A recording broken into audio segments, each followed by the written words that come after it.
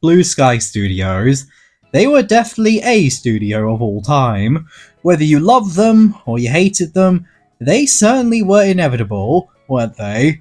Among all the big studios like Disney, Pixar, and DreamWorks, they were certainly more of the underdog in comparison to all the others, being known for such classics as Ice Age 1, Ice Age 2, Ice Age 3, that one movie with the extremely round robots, and everything else that was an Ice Age. Yeah, this studio has a really weird legacy, as while it did create some popular movies, it always seemed like they were a step behind everyone else, whether it be their animation quality not being as well rendered or up to date as everyone else's, or them never being able to create other long-living IPs. Blue Sky was certainly along the lines of Illumination at the time. Not bad, but nothing really exceptional, aside from their first few films. But unlike Illumination, who found a way to turn their mediocrity into profit, Blue Sky seemed to never really find a way to keep up with the times, slowly falling into irrelevancy until Disney eventually shut them down and stole all their IPs for all they're worth, leaving their last projects like the delightful Nimona or the atrocious Buck Wild to be finished and released by other studios. They simply put, did too little too late, and in the process were never able to create much of anything long-lasting outside of Ice Age. At least, that's what I thought. Because as of recently, we actually began to see some positive effects come out of one of their movies that, as of recording this video, is 14 years old now. What movie is that, might you ask? Well, it's the only Blue Sky movie not named Ice Age to get a sequel. That being... Rio is a bizarre film, because not only was it a film about talking birds coming together in order to escape the bird cartel while falling in love, but it's also a film about Mark Zuckerberg falling in love with Catwoman. Rio was actually kind of a hit, with it being made on a $90 million budget to eventually making nearly $500 million worldwide at the box office, plus a Angry Birds crossover, which was absolutely peak. For a time in history, the world once had Rio fever. Jesse Eisenberg, playing a blue macaw, once had the world in the palm of his talons, and I think that's kind of amazing. Now hold on, peeps. Do you want to be featured in a video? Just like Alex Allen, Spectre's Spookies, and the awesome Sparks the Wyvern Prince? Then you need to subscribe right now. I'm on a mission to reach 20,000 subscribers and I need your help in order to reach it. So, if you want to help me on my mission and have a possibility to get a shout out in the future, then you need to subscribe right now and comment down below telling me you subscribed, and who knows, it might be your name that's the one featured in the very next video. But with that, let's get back to Rio.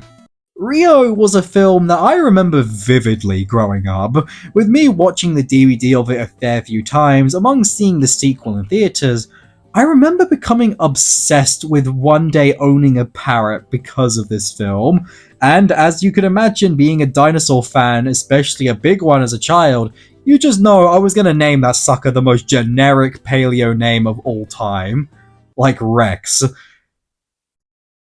Or Carcharodontosaurus. At least, that was until I found out they have essentially the maturity of a child, and they, just like a child, will be with you until the day you die. Rewatching Rio 1 and 2 again, after almost a decade of not seeing it, really threw me off initially, because, on the one hand, there was a lot of stuff I felt was pretty mediocre or boring, like the human characters, but I also kind of was surprised by just how funny they were.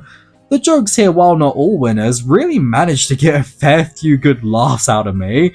Alongside the music, man, wow. It was absolutely stunning here, with them embracing so much of what makes Brazilian culture so special and especially flavorful.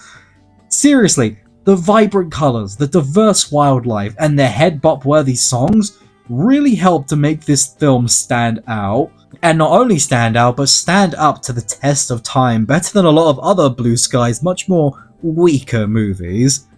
And of course, how could I go this long without mentioning the incredible villain of these movies, Nigel the Cockatoo. Someone so full of personality and gleeful hatred that it is, quite frankly, impossible to not find him entertaining.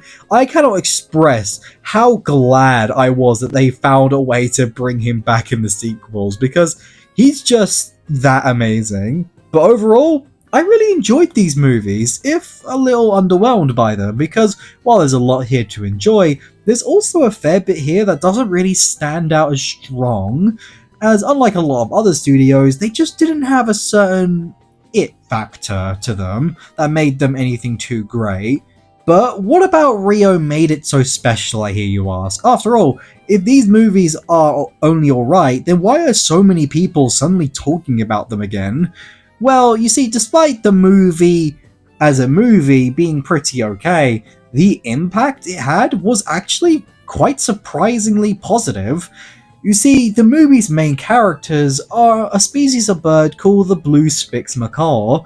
I actually used to think that they were the other macaw as a kid, but no, they're spixes, apparently. And spix macaws are actually a critically endangered species, with habitat loss resulting in them actually going extinct in the wild up until recently, where it turns out that they have now successfully made a return to the wild in some form.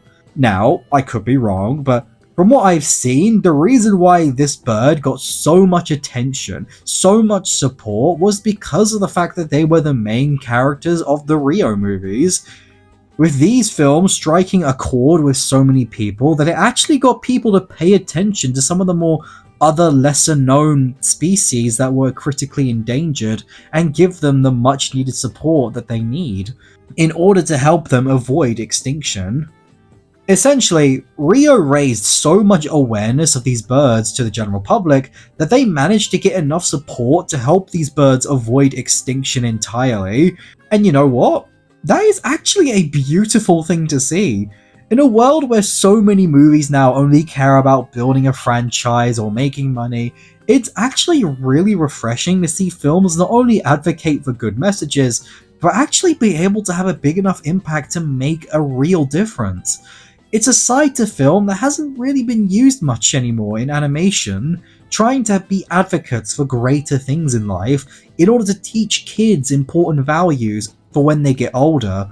I miss that side of animation because it's been absent for so long now, with only a few movies actually managing to make it work well.